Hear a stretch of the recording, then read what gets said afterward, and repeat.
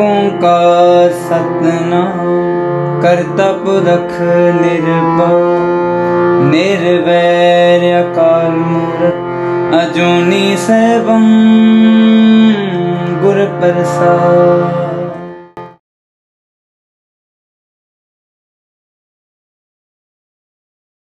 गुरु जी का खालसा, वाहिगुरु जी की फतेह। So we are back with our 5th episode based on spiritual transformation in travel with Guru Nanak Dev Ji. This beautiful book written by architect, author, Professor Charanjit Singh Shah. And we have been discussing Guru Nanak Dev Ji's travels to the various religious centers through the length and breadth of India and even in other countries. So the last episode was based on his travel to Hindu and Jain pilgrimages, and this time we are going to focus on his travel to the Islamic world. And he was widely travelled. I think Professor Charanjit Shah will explain to us as to where all he went in the Islamic world. You know, I mean, actually to really express upon any of the activities or various things together on Guru Nanak is absolutely beyond imagination. But still, Guru Nanak traveled of 40,000 kilometers, particularly to all the religious centers, and today on the Islamic centers, basically it was on the 3rd and 4th Udasi of Guru Nanak. Majorly on the 4th Udasi, he traveled widely towards, we can say part of, now Pakistan, Bangladesh, Saudi Arabia, Iran, Iraq, to, cities like Baghdad, and then he says Aminabad, Ajmer, Multan, Dhaka, then, Chittagong, Makkah, Patpatan, Kabul, Sindh, Karachi, Saudi Arabia to Makkah and Medina.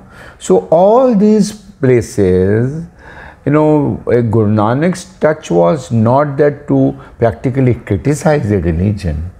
His touch was that fundamentally the very purpose of the religion during the course of the travel and which becomes more into rituality, again it becomes like a myth.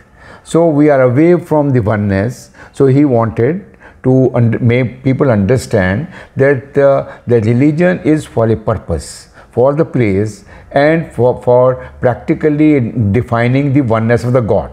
So that is how Guru Nanak traveled to all these places. So this he went to Makkah, you said, he went to Pakpatan. So this story about Makkah, which is mentioned in your book, I want to read a little bit. On page 45, that Guru Nanak walked on foot and reached Makkah. He was very tired. His feet were sore and he needed rest. So he lay down to rest himself with his feet towards the Kaaba. Now this story we have heard since childhood.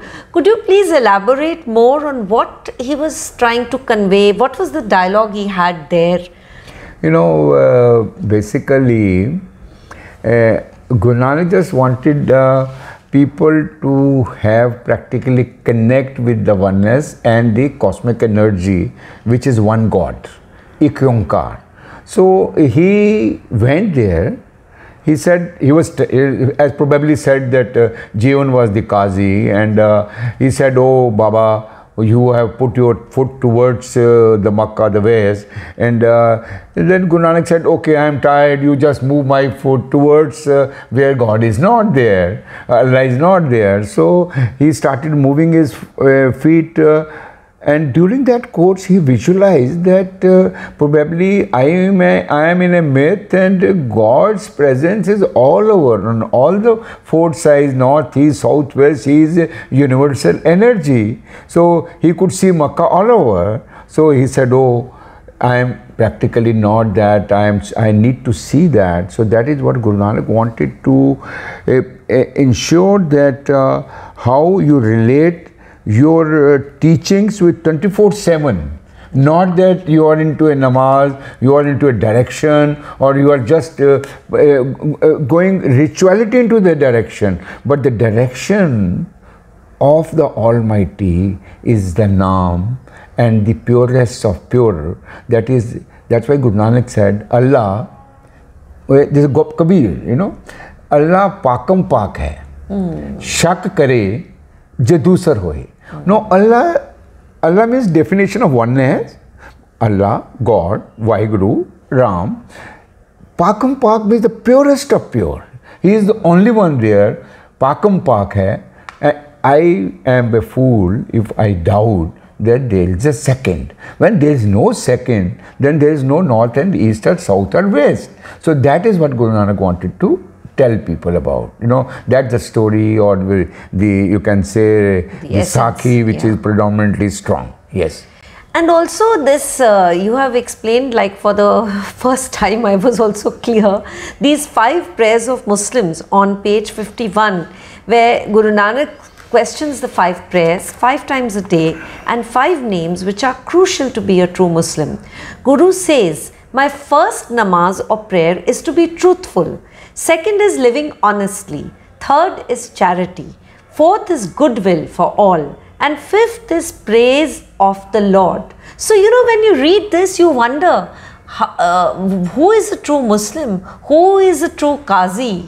Guru Nanak Dev Ji has given this very clearly, isn't it? Yeah.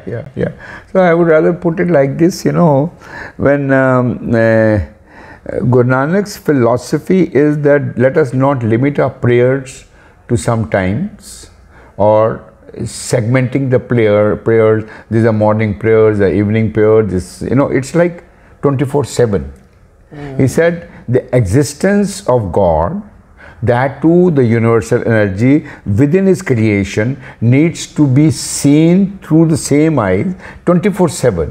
So that is a philosophy. Maybe that's why Guru Nanak said that Panj Nivaza Vakat Panch. Panj Nivaza Vakat Panj, Panja Panje Now. Now he says, Panja, you know, all the 5 you have a separate name, and we are reciting 5 namaz. Pehla, first is such, halal doe, tija khair khudai, chothi niyat ras kar, man panjvi sift sunai. So this is how he says, the praise of the God, the truthfulness, let that be your namaz. And from that namaz, if you come and you see the 24/7 art pair is then, you know, we say that mere hirde vaso Gopal, meri patiya likh deo Shri Gopal, meri patiya likh deo Gobind Murad. So it's like saas Simro Gobind. So how do you connect yourself with 24/7? That Guru Nanak wanted to express upon with the Qazis. And even now he says, we also say that who is a true Muslim? Yes. How to define a Muslim or a Hindu or a Sikh today? I will also put it like that, because that time these were the strong predominantly religion. So Guru expressed to a Muslim, to a Hindu. Probably today, after 550 years, if Guru Nanak come and he will again say same thing to a Sikh also, that what are you doing? So that is how he says, Musalman sohi mal khowe, Musalman moom dil howe. You know, antar ki mal dil te towe. Now this is how he practically said a Muslim is who one cleans up himself of the impurities is a Muslim. To be a Muslim is to be moom dil, kind-hearted, and wash away my pollutions within my heart. So that is what Guru Nanak wanted to express upon, that is a true Muslim. Muslim होना और मुस्लिम होकर उस प्रभु के साथ मिलना, उस अल्लाह के साथ मिलना, they are two different things. Sikh बनना और उसकी शिक्षा के ऊपर चलना, they are two different things, you know. So we can be a true Sikh once we really see what is Gurbani and what Guru Nanak wants to convey. Are you practically doing that kirat? Are you doing that sort of a karma or not? So that is what Guru Nanak wanted to express upon. See, you are making me think of all these questions, you know, I'm asking myself, are we really doing these things? And since we are going on this topic, and I was reading also this in Guru Nanak's fourth Udasi, where he goes to Pakpatan. So Guru Nanak Dev Ji reached Pakpatan, this is on page 44, where he met with Sheikh Brahm, who was the 11th in succession to Baba Farid, whose Bani is also included in Guru Granth Sahib. And Guruji had a wide range of discussion with Sheikh Brahm. Now this is something which I would really like to know, because I don't know about this. So it will be wonderful if you could highlight how and what, and you know, in detail a little more about this visit. You know, I would say that it was only Guru Nanak who started collecting the various verses of the great saint and sages with a collectiveness of mind of oneness, which are beyond the religious fanatism. So he collected the Bani of Kabir, Namdev, other like Dhanna and Ravidas, you know, going to Varanasi and other places. And now when it comes to a Muslim Sufi fakir like Sheikh Farid, who was actually about 250 years before Guru Nanak, but the philosophy of oneness which was narrated by Sheikh Farid, he practically went to the 11th succession, you know, that was Sheikh Brahm. So when, you know, now Guru is having a dialogue with Sheikh Brahm, you know, and Guru said that, oh, there is some sort of a connect between me and Sheikh Farid, but Sheikh Brahm wanted, you know, just to make an, you know, experimenting how depth and what clarity Guru Nanak has. So he asked him the question. He said, you believe, you say there is one, but I say there is one, but there are two ways of, you know, doing it. So what do you say that? So now then Guru said, in a very simple way, says, Sheikh asked the Guru to explain. You say there is only one God, why should there be a second? And Sheikh asked, there is one Lord, but two ways. Which shall I adopt, at which and which I should reject? The Guru said, there is one Lord and there is only one way, adopt one and reject the other. So it is that if you are in a myth, again I am expressing the same thing to you, Allah Pakam Pak hai, shak kare je dusar hoye. There is no duality. So once Guru expressed that, and Sheikh Brahm really got so much impressed, and he practically bowed down to Guru Nanak, and there is, from there Guru Nanak collected the verses of Farid. And you know, Farid's verses are also so touching that he is one of the 15 Bhagats whose Banis is practically part of Guru Granth Sahib. And you know, a Sikh, as much he bows to the Gurus, he bows that much to Kabir, to Namdev, to Ravidas and to Farid. And in Farid's world, you know, he is so expressive. The dynamism of Farid is so fantastically, you know, need to be understood. And he says, Buddha hoya Sheikh Farid. You know, see the dynamism of the words. Buddha hoya Sheikh Farid, kamban lagi de, jesyon varya jivana, bi tan hosi ke. Now I said that body is that you with age, you start, you know, the body gets decayed.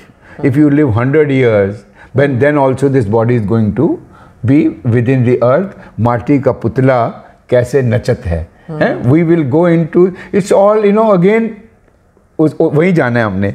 तो वो Farid says कि Sheikh Farid has grown old and his body has begun to tremble. Even if he could live for hundreds years, his body will eventually turn to dust. So you have, that's why Guru Nanak Japji Sahib said, Je jug chare arja ਹੋਰ ਦਸੋਨੀ ਹੋਏ ਨਵਾਂ ਖੰਡਾਂ ਵਿੱਚ ਜਾਣੀਏ ਨਾਲ ਚਲੇ ਸਭ ਕੋਏ ਚੰਗਾ ਨਾਮ ਰਖਾਏ ਕੇ ਜਸ ਕੀਰਤ ਜਗ ਲੇ but all this name, fame, power, age, you may live 100,000 years, but ਜੇ this ਨਜ਼ਰ ਨਾ ਆਵੇ ਤਾਂ ਬਾਤ ਨਾ ਪੁੱਛੇਗੇ.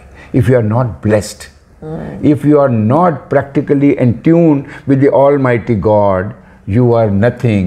माटी का पुतला कैसे नचत है, माटी का पुतला कैसे नचत है. I think that is the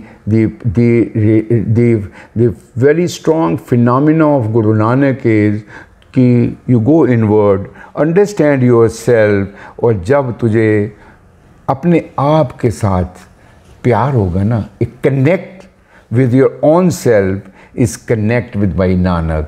So I said that let us see, that's why we keep on saying, you search out your Nanak, I search out my Nanak, and Nanak is my cosmic energy. Nanak is not defined into any world of expression of Nanak, but he is the supreme, the consciousness which brings adoration, love for the humanity and the creation, and that what we see is ek Omkar.